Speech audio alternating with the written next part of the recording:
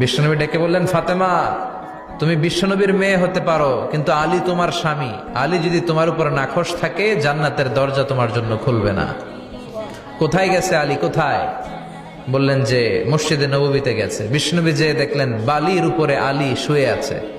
বিশ্বনবী মজা করে ডাক দিলেন, ইয়া আবা তোরাব। তোরাব অর্থ বালি, তোরাব মানে কি? বিশ্বনবী ডাক দিলেন, ইয়া আবা তোরাব, মানে হে বালির বাবা আলী, ওঠো। এখন আলী ওঠে না, রাগ করে আসছে। বিশ্বনবী এদিক দিয়ে তাকায়, আলী ওইদিকে তাকায়। বিশ্বনবী ওদিকে আসলে আলী এদিকে তাকায়। মনে মনে করে এতক্ষণ আপনার মাইয়াই গুতাইছে, এখন আপনি গুতাইতেছেন। বিশ্বনবী যাই বললো, আলী রাগ করো না, ওঠো, তুমি আমার চাচাতো ভাই, আমার ঘরেই তো তুমি মানুষ হয়েছো। ঘাপটি মেরে হাতটা ধরে টান দিলেন। সাইয়েদনা আলী উঠতে বাধ্য হলেন। বিশ্বনবী কারো হাত ধরে টান দিলে ওই লোক বসে থাকতে পারে?